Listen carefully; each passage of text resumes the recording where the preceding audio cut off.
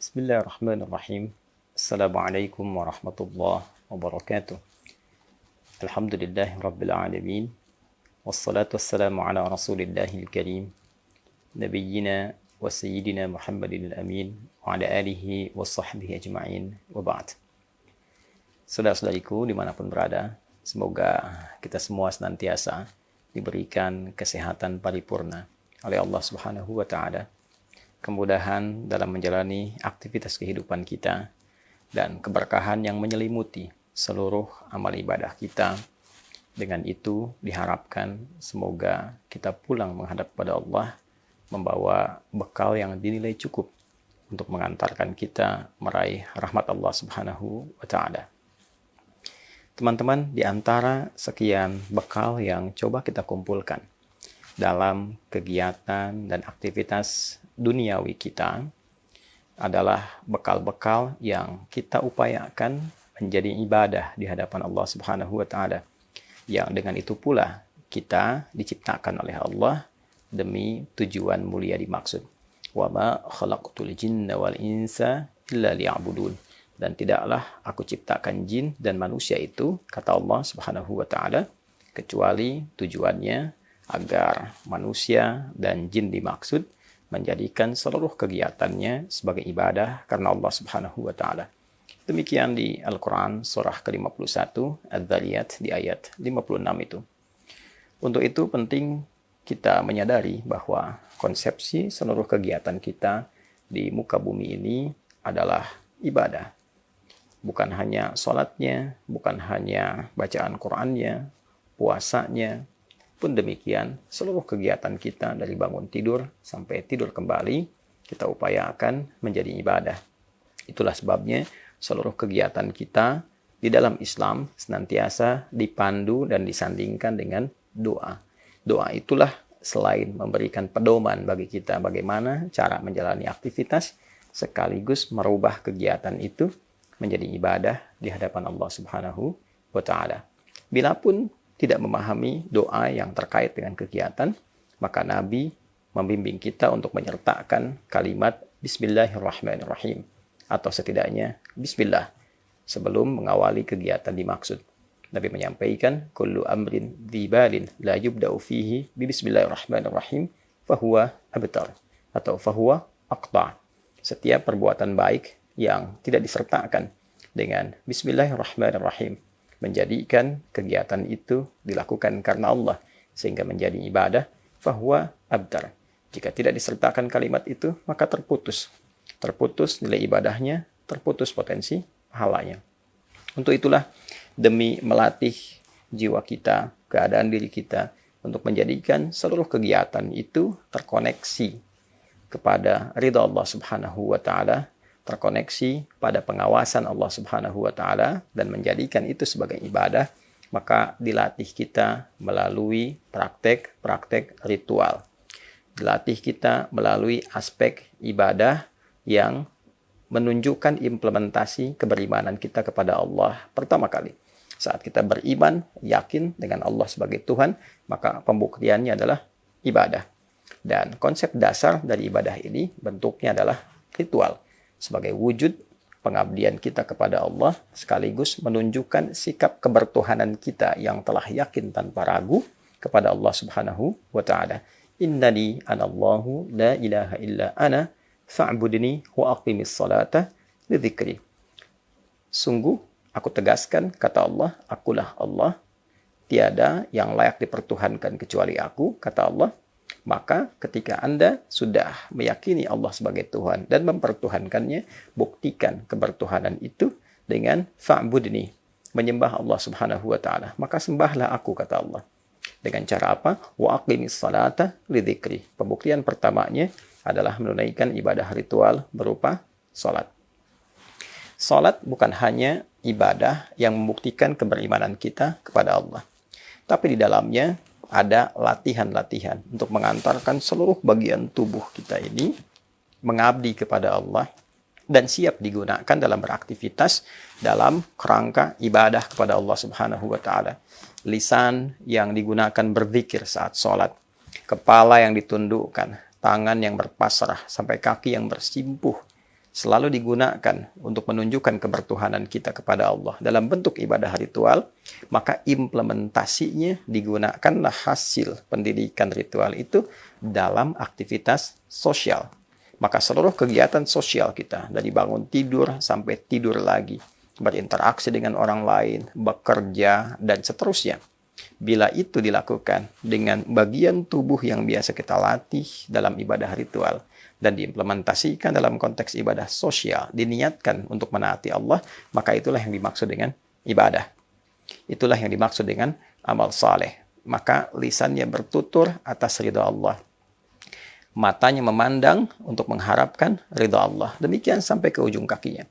Bila sholat dibuka dengan iman, alladzina yu'minuna bil ghaibi wa yuqimuna shalah, pun demikian disebut dengan iman, wa ma kana Allahu liyudhi'a imanakum, maka seluruh bagian tubuh kita ini pun ketika difungsikan diawali dengan kalimat iman. Ya ayyuhalladzina amanu la yashar qaumin qaum, itu untuk lisan. Man kana yu'minu billahi wal yawmil akhir falyaqul khairan aw liyasmut. Demikian penekanan Nabi. Siapa yang merasa beriman kepada Allah dan dia yakin dihisab di hari kiamat nanti, maka jaga lisannya. Karena imannya katakan yang benar, tak mampu dia diam. Demikian pandangan sampai dengan ke ujung kaki.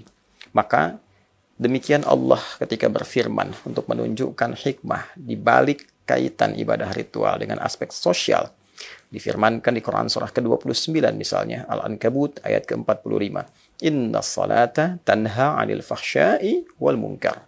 Ya, sungguh sholat yang dikerjakan dengan benar itu sesuai ketentuan rukunnya, ketentuan syaratnya, maka hasil yang didapatkan akan dibawa dalam konteks kehidupan sosial, mencegah seluruh bagian tubuhnya bertindak yang tidak pantas, perbuatan keji yang bersumber dari syahwat, ataupun juga perbuatan mungkar yang diingkari oleh hati dari sumber nafsu perut dan akal. Demikian ibadah fisik. Pun demikian dengan harta. Harta ketika kita niatkan sebagai ibadah ritual, zakat sebagai pembuktian keimanan kita kepada Allah, membenarkan iman kita. Membenarkan iman disebut dengan tasdiq, perbuatannya disebut dengan sedekah. Karena itu zakat dalam Al-Quran disebut dengan sedekah. Khudh min amwalihim sadaqatan tutahhiruhum wa tuzakkihim biha. Ambil dari harta yang sudah masuk kepada ketentuan itu, masuk nisabnya itu, ambil zakatnya sebagai pembuktian iman. Zakat disebut dengan sedekah. Ketika dikeluarkan pun disebut dengan sedekah. Innamas sadaqatu lil fuqara, dan seterusnya ayat. Sungguh zakat itu dikeluarkan hanya boleh pada 8 golongan berikut. Maka disebut dia dengan sedekah, bentuk jamak sebagai pembuktian iman. Maka implementasi dari keimanan kepada Allah, dari ibadah ritual yang dikeluarkan, muncul aspek sosial, berbagi, perhatian, sinergi, membangun, berkarya, membentuk kebersamaan, itu bagian dari ibadah. Ya, bahkan seorang suami, dia mencari nafkah dan lalu dikelola oleh istrinya, lantas menjadi makanan yang disuapkan kemudian ke mulutnya, itu pun menjadi bagian dari ibadahnya. Itulah konsep ibadah dalam Islam, bukan sekedar diperoleh, kerja, dapat, dihabiskan, selesai. Tidak. Semua punya nilai di hadapan Allah, semua punya nilai yang ditetapkan dalam aturan Islam. Jika ada ibadah fisik, nilainya begitu tinggi. 1 kali perbuatan, setidaknya minimal 10 poin, tergantung kadar keikhlasannya. Man jaa bil hasanati falahu asyru amthaliha. Siapa yang mengerjakan satu perbuatan yang bernilai pahala, maka dia berpeluang mendapatkan 10 nilai kebaikan. Hasanah. Salat disebut dengan hasanah. Innal hasanati yudhibnas sayyi'at. Demikian di Quran surah 11 ayat 114 itu. Ibadah harta lebih tinggi lagi. Setidaknya bila kadar keikhlasannya ditentukan dalam amalannya itu, paling minimal dia berpotensi mendapatkan 700 kali lipat. Al-Baqarah ayat 261 misalnya. Mathalul ladzina yunfiquna amwalahum fi sabilillah kamathali habbatin ambatat sab'a sanabil fi kulli sumbulatin mi'atu habbah. Wallahu yudha'ifu liman yasha' wallahu wasi'un alim. Berpotensi mendapatkan satu benih dikalikan dengan 7 dikalikan 100, 700. Semakin tinggi keikhlasan, semakin tidak berhitung, semakin diberikan tanpa hitungan. Wallahu yudha'ifu liman yasha'. Fisik standar. Tidak semua orang punya harta. Saat mengeluarkan harta, maka nilainya lebih daripada ibadah fisik. Maka bisa dibayangkan, kalau ada orang menunaikan ibadah fisik dan harta sekaligus. Dia gunakan fisiknya untuk mengejar rahmat Allah. Dia berjuang untuk mendapatkan ridha Allah. Dia mengeluarkan hartanya dari mulai menabung, dia kumpulkan untuk mendapatkan ridha Allah. Dia satukan keduanya, maka bisa digambarkan pahala apa yang bisa ia raih. Demikianlah haji. Ketika tiba musimnya, seseorang ingin menunaikannya, bukan sekedar fisiknya saja. Bukan sekedar dia datang untuk ibadah, tawaf, wukuf. Dia perlu biaya, dia perlu dana. Ada yang menabung dari 5.000, bahkan 1.000, bahkan berjualan, bahkan menjual asetnya hanya untuk mendapatkan ridha Allah Subhanahu wa ta'ala. Maka dari harta yang terkumpul itu dia gunakan sebagai biaya untuk berangkat, ongkos, naik haji, ONH. Dia gabungkan, dia tunaikan ikhlas karena Allah.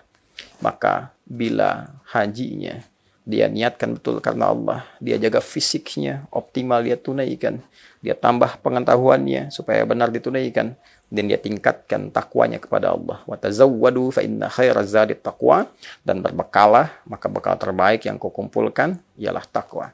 Maka dia mencoba menunaikan haji dari awal, kemudian dia wukuf sampai dengan selesai untuk menaati Allah. Dia pulang, dia dekat dengan Allah. Ada perubahan pada dirinya, hilang sifat jeleknya, muncul baiknya. Ketika salah hilang, muncul saleh. Kesolehan yang muncul setelah sifat salah itu hilang disebut birrun. Bila melekat pada pelakunya, disebut mabrurun.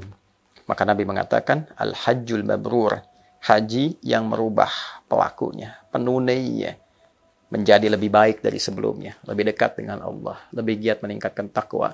Laisa lahul jazaa illal jannah. Tidak ada pahala yang setara bila ia mampu mengerjakannya, menjaga konsisten sampai wafat, kecuali ia berpeluang mendapatkan surganya Allah Subhanahu wa ta'ala. Selamat kepada yang terpilih mendapat undangan haji di tahun ini. Semoga dimudahkan, diberkahi, dimabrurkan oleh Allah Subhanahu wa ta'ala. Jaga amanah itu, tunaikan dengan baik. Semoga Allah menerima semua ibadah kita, memuliakan kita, menyelamatkan sampai kembali ke keluarga dengan penuh kebahagiaan. Adi Hidayat. Assalamualaikum warahmatullahi wabarakatuh.